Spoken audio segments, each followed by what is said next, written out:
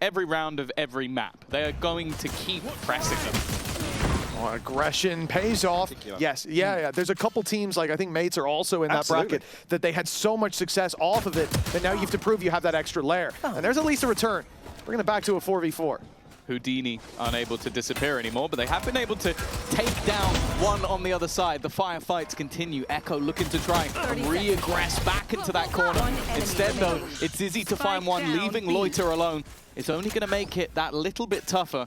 If he had the spike, if he had the time, he'd be able to go back, but he just has to walk into the crosshairs, and Eternal Fire have their start. Great cleanup here. The way around. I think certainly as well, bigger picture-wise, you look at a new, I don't want to say inexperienced, but a newer team right now having a familiar matchup. Hold that thought for a second. Izzy. A ton of pressure here. Fabian's actually going to find a bird. Neki to double down. Fabian again. Down A. So he's got that long rotation back. Luckily, it means they can clear all of that flank, and Loiter up top. He's going to be able to keep things in an advantage only for the moment, though. Leaving two standing versus Rose. He's been phenomenal in these clutch situations. The problem, though, yeah, he's got to use a dart. No, it's too late. Way too late. He thought that he was being faked out by the tap, but not faked out at all. Neki, he's not going to go through this, surely. The stun will stop him, slow him, but the ult still follows through. Fabian and Izzy, they found two. It's Rose trying to carry this mantle forward for the squad. Already a man down, and from bad to worse. Defend versus the taps. A chance for Laurent to just basically run in, and he's gone past one of the players. It's starting to get a little bit dangerous. Missing things out, but the grab wall still in place. Rose, I think he knows he's got the Hunter's Fury, so Izzy's just looking to try and hunt him down. Will do just that. The last man alive, but that time is seemingly too far gone. Even still too close for comfort, but it is a round for BBL. Seems whoever has the AWP is going to be aggressive. Laurent wants to try and turn the tide. The first kill immediately. Wow! Okay! A crazy shot coming out of Izzy! And now Echo as well! What is this team made of? Swinging out the smoke. Okay. It is a little aggressive, but it was surprised after the last round. Now stuck behind the box. That's spam. Izzy's here, by the way. Has he not been hit? He hasn't been hit. Finally, a shot lands, and Fabian fires right back. A triple. The BBL overextend. Do they give them the fight? Because Izzy is very much hoping they will. And the ult there for Fabian. Lots of utility at least. So much out by that. He's still got to kill. What? He's come out with two off the ult that was only halfway when he started moving. LeBrock is going to be able to survive on one kill alone, and now it's all down to Kraven. 1v4, he's not even got 4 kills.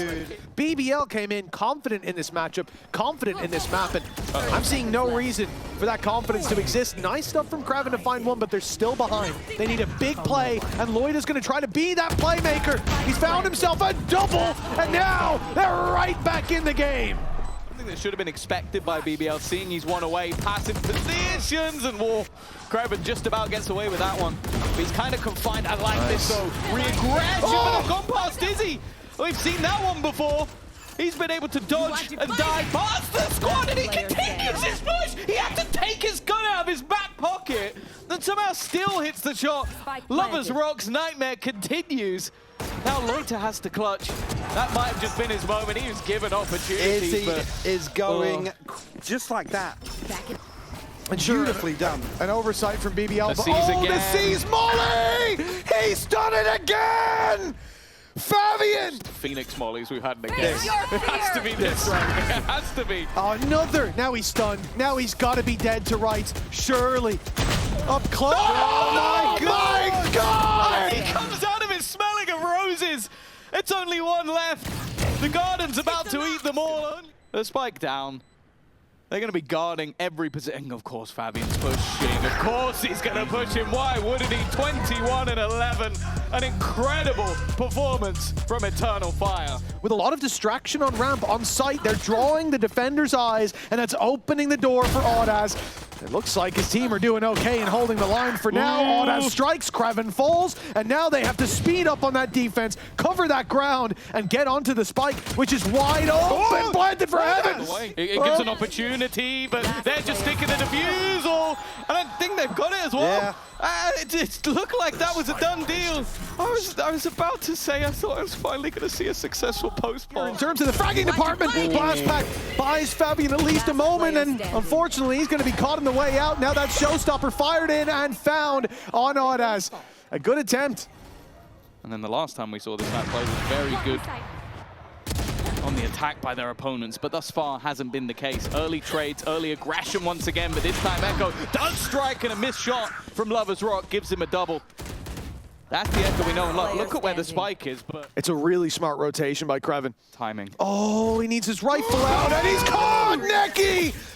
Prowler in hand! And he runs right back to Ed. Oh, he's out in the open.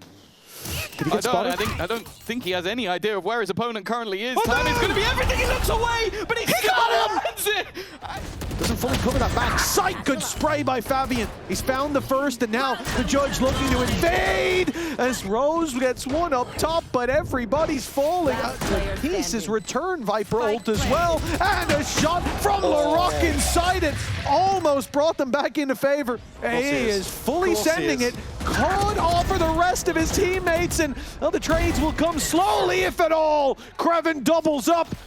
And Eternal Fire may reconsider this push unless Echo can land something, and it's a disaster. He's still alive! He's still alive! He's still killing people. A star going to be sent out to the grab. Well, can buy them time, and he takes down Kraven. Low HP on the side as well. A chance for Audas, but the spams is what it comes down to. And Loida steps in to save Lover's Rock any trouble. Footing instead. Eternal Fire, they're still breathing deep into this round until they get the op. 1, 2, not a third, surely not a third!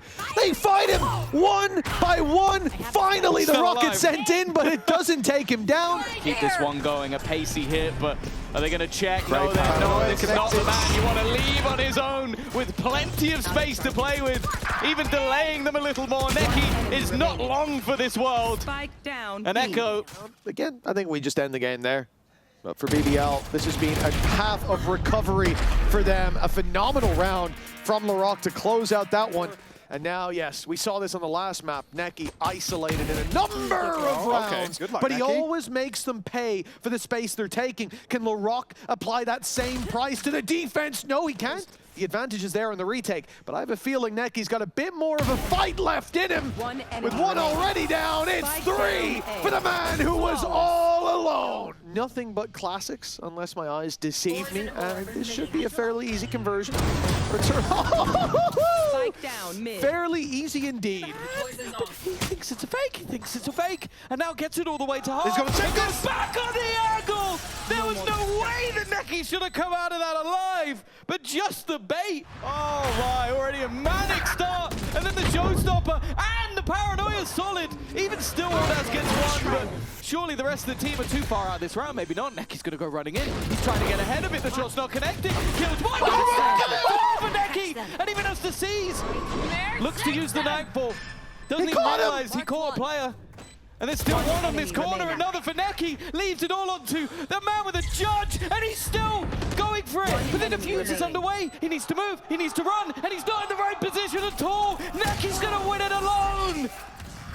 Playing SSX while Loiter, he's trying to escape. No, there's another player in the bench. There's a second guy down there. They start filling in that space. Slow and patient return from Eternal Fire, but the op now trained in just in time on that position. Great. Pick, and he went for more. He went for more. Why did he go for more? And now Kraven stepping into the angle. Oh, he's gonna get him! No. Ah! Coach is probably smashing the button on the side of BBL.